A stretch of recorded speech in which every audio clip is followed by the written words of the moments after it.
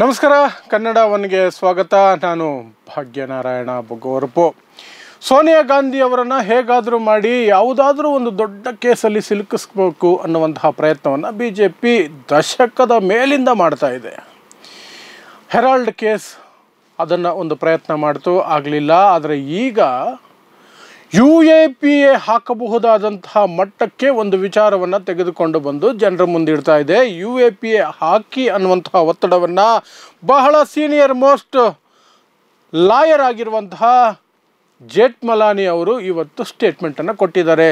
ಸೋನಿಯಾ ಗಾಂಧಿ ವಿರುದ್ಧ criminal case ದಾಖಲಾಗಬೇಕು, ಇಂಥ ಕೇಸಲ್ಲ, ದೇಶದ್ರೋಹದ ಸೆಕ್ಷನ್ಗಳು ಬರುವ UAPA unlawful activities prevention act UAPAದಂತಹ ಸೆಕ್ಷನ್ಗಳನ್ನು ಹಾಕಿ ಉಗ್ರವಾದದೊಂದಿಗೆ ನಂಟಿರುವಂತಹ ಆರೋಪಗಳನ್ನು ಹೊರಿಸಿ ಸೋನಿಯಾ ಗಾಂಧಿ ಮೇಲೆ ಕೇಸ್ ಆಗಬೇಕು ಅಂತ ಜೇಠ್ಮಲಾನಿ ಇವತ್ತು ಹೇಳಿಕೆಯನ್ನು ಕೊಟ್ಟಿದ್ದಾರೆ. ಸೊ ಏನಿದು ಇಡೀ ಪ್ರಕರಣ? ಯಾವ ಮಟ್ಟಕ್ಕೆ ಇಷ್ಟು ದೊಡ್ಡ ಗಂಭೀರವಾದಂತಹ ಆರೋಪಗಳನ್ನು ಹೊರಿಸಬಹುದಾದದಕ್ಕೆ BJP ಮತ್ತು ಸಂಘ ಪರಿವಾರ ಯಾವೆಲ್ಲ ವಿಚಾರಗಳನ್ನು ಎಳ್ಕೊಂಡು ಬಂದಿದೆ ಅಂತ ನೋಡಿದ್ರೆ ಬೆಚ್ಚಿ ಬೀಳಿಸುವಂತಹ ಒಂದಷ್ಟು ವಿಚಾರಗಳು ಹೊರಗೆ ಬರ್ತವೆ. ಅದರಲ್ಲಿ ಮುಖ್ಯವಾಗಿ ಜಾರ್ಜ್ ಸೊರೋಸ್ ನಿಮಗೆಲ್ಲ ಗೊತ್ತಿರಬಹುದು. ಜಾರ್ಜ್ ಸೊರೋಸ್ ತನ್ನ ಒಂದು ಫೌಂಡೇಶನ್ ಮೂಲಕ, ಓಪನ್ ಸೊಸೈಟಿ ಫೌಂಡೇಶನ್ ಅನ್ನುವಂತಹ ಫೌಂಡೇಶನ್ ಮೂಲಕ, ಜಾರ್ಜ್ ಸೊರೋಸ್ ಒಬ್ಬ ಬಹಳ ದೊಡ್ಡ ಶ್ರೀಮಂತ ವ್ಯಕ್ತಿ. ಆತನ ಒಂದು ಫೌಂಡೇಶನ್ ಇದೆ. ಆತ ಡೆಮೋಕ್ರಸಿಯನ್ನು, ಪ್ರಜಾಪ್ರಭುತ್ವವನ್ನು ಉಳಿಸೋದಕ್ಕೆ ಹೋರಾಡುವವರ ಪರವಾಗಿ ನಾನು ಫಂಡಿಂಗ್ ಮಾಡ್ತೀನಿ, ದುಡ್ಡು ಕೊಡ್ತೀನಿ ನಾನು ಅಂತ ಇಡೀ ಜಗತ್ತಿನಲ್ಲಿ ಸಾಕಷ್ಟು ದೇಶಗಳಲ್ಲಿ ಹೋರಾಟ ಮಾಡ್ತಿರುವಂಥವರಿಗೆ, ಹೋರಾಟಗಳಿಗೆ ಸಾವಿರಾರು ಕೋಟಿ ರೂಪಾಯಿಗಳನ್ನು ದೇಣಿಗೆಯಾಗಿ ಪ್ರತಿ ವರ್ಷ ಕೊಡುವಂತಹ ವ್ಯಕ್ತಿ. ಈ ವ್ಯಕ್ತಿ ಭಾರತದ ವಿರುದ್ಧವೂ, ನರೇಂದ್ರ ಮೋದಿ ಅವರ ಆಡಳಿತ ವೈಖರಿಯ ವಿರುದ್ಧವೂ, ಸರ್ವಾಧಿಕಾರಿ ಮನೋಭಾವದ ವಿರುದ್ಧವೂ ಸಹ ಸಾಕಷ್ಟು ಬಾರಿ ಹೇಳಿಕೆಯನ್ನು ಕೊಟ್ಟಿದ್ದಾರೆ. ಅದಾನಿ ವಿಚಾರವಾಗಿ ಎಲ್ಲ ವಿಚಾರಗಳಿಗೂ ಕೂಡ ಅವರು ಹೇಳಿಕೆಗಳನ್ನು ಕೊಡೋದು, ಹೋರಾಟಗಳನ್ನು ನಾನು ಬೆಂಬಲಿಸ್ತೀನಿ, ಮೋದಿ ವಿರುದ್ಧದ ಹೋರಾಟಗಳನ್ನು ಬೆಂಬಲಿಸ್ತೀನಿ ಅಂತ ಹೇಳ್ಕೊಂಡು ಬಂದಿದ್ದಾರೆ. ಸೊ ಆ ಎಲ್ಲ ಹಿನ್ನೆಲೆಯಲ್ಲಿ ಇವಾಗ ಜಾರ್ಜ್ ಸೊರೋಸ್ಗೂ ಸೋನಿಯಾ ಗಾಂಧಿಗೂ ಸಂಬಂಧ ಇದೆ. ಈ ದೇಶವನ್ನು ಅಸ್ಥಿರಗೊಳಿಸೋದಕ್ಕೆ ಎಕ್ಸ್ಟರ್ನಲ್ ಫೋರ್ಸ್ ಏನು ಹೆಲ್ಪ್ ಮಾಡ್ತಾ ಇದ್ದಾವೆ ಅಥವಾ ಅವು ಪ್ರಯತ್ನ ಮಾಡ್ತಿದ್ದಾವೆ, ಅದರ ಭಾಗವಾಗಿ ಸೋನಿಯಾ ಗಾಂಧಿ ಇದ್ದಾರೆ ಅನ್ನುವಂತಹ ಆರೋಪವನ್ನು ಹೊರತಿದ್ದಾರೆ. ಆ ಮೂಲಕ ಇವರ ಮೇಲೆ UAPA ಆ್ಯಕ್ಟನ್ನು ಹಾಕಬಹುದು. ಅದಕ್ಕೆ ಇದು ತಗೊಳ್ಳಿ, ಈ ವಿಚಾರಗಳನ್ನು ಮುಂದಿಟ್ಕೊಳ್ಳಿ ಅಂತ ಒಂದಷ್ಟು ವಿಚಾರಗಳನ್ನು ತೆಗೆದು ಬಂದಿದ್ದಾರೆ. ಆ ವಿಚಾರಗಳು ಏನು ಅಂತಂದರೆ, ಒಂದು ಸಂಸ್ಥೆ ಇತ್ತು, ಈಗಲೂ ಇದೆಯೋ ಇಲ್ಲೋ ಗೊತ್ತಿಲ್ಲ, ಆದರೆ ಒಂದಷ್ಟು ವರ್ಷಗಳ ಹಿಂದೆ ಆ ಸಂಸ್ಥೆ ಇತ್ತು. ಅದರ ಹೆಸರು forum of democratic leaders Asia Pacific ಅಂತ.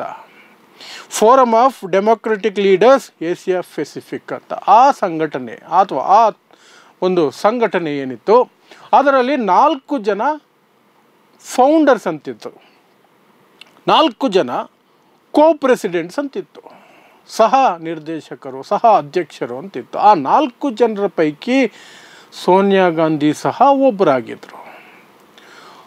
ಅವರು ರಾಜೀವ್ ಗಾಂಧಿ ಫೌಂಡೇಶನ್ನ ಚೇರ್ಪರ್ಸನ್ ಆಗಿ ಅದರ ಪ್ರೆಸಿಡೆನ್ಸಿಗೆ ಅಲ್ಲಿ ಆಯ್ಕೆಯಾಗಿದ್ದರು, ಅಥವಾ ಇವರು ನೋಂದಾಯಿಸ್ಕೊಂಡಿದ್ದರು, ಅಥವಾ ಏನೋ ಆಗಿತ್ತು.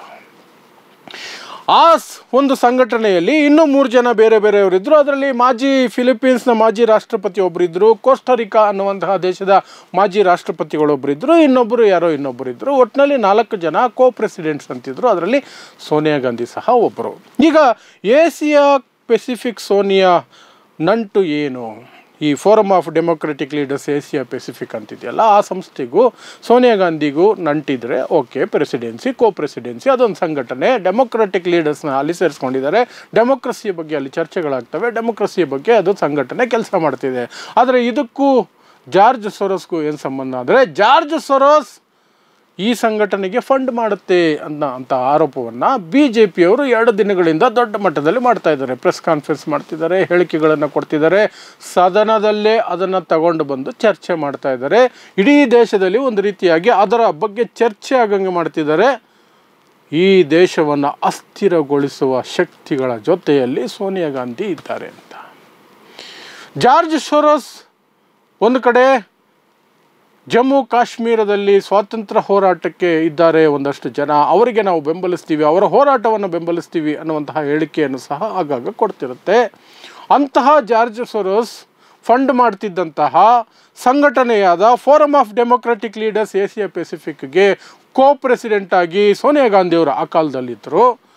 ಹಾಗಾಗಿ ಅವರು ಸಹ ಒಂದು ಕಡೆ ಜಮ್ಮು ಕಾಶ್ಮೀರದ ವಿರುದ್ಧ ಭಾರತದಿಂದ ಕಸ್ಕೊಳ್ಬೇಕು ಅಂತ ಇರುವ ಶಕ್ತಿಗಳ ಪರವಾಗಿ ಫಂಡ್ ಮಾಡ್ತಿರುವಂತಹ ಜಾರ್ಜ್ ಸೊರೋಸ್ ಈ ಸಂಘಟನೆಗೂ ಸಹ ದುಡ್ಡು ಕೊಡ್ತಿರೋದ್ರಿಂದ ಎಲ್ಲ ವಿಚಾರಗಳನ್ನು ಮುಂದಿಟ್ಕೊಂಡು ಉಗ್ರವಾದದ ಆರೋಪಗಳನ್ನೇ ಹೊರಿಸ್ಬೋದು ಸೋನಿಯಾ ಗಾಂಧಿ ಮೇಲೆ ಅಂತ ಜೇಠ್ಮಲಾನಿ ಇವತ್ತು ಹೇಳಿಕೆಯನ್ನು ಕೊಟ್ಟಿದ್ದಾರೆ. ಜೇಠ್ಮಲಾನಿ ಹೇಳಿಕೆ ಕೊಡೋದು, BJP ಅವರು ಹೇಳಿಕೆ ಕೊಡೋದು ಅಷ್ಟು ವ್ಯತ್ಯಾಸ ಏನಿರಲ್ಲ. ಆಲ್ಮೋಸ್ಟ್ ಜೇಠ್ಮಲಾನಿ BJP ಪರವಾಗಿ ಇರುವಂತಹ ವ್ಯಕ್ತಿ. ಜೇಠ್ಮಲಾನಿ ಕೊಟ್ಟ ಮೇಲೆ BJPಯವರು ಅದನ್ನು ಎತ್ಕೊಂಡು ನೆಕ್ಸ್ಟ್ ಲೆವೆಲ್ಗೆ ತಗೊಂಡು ಹೋಗ್ತಾರೆ.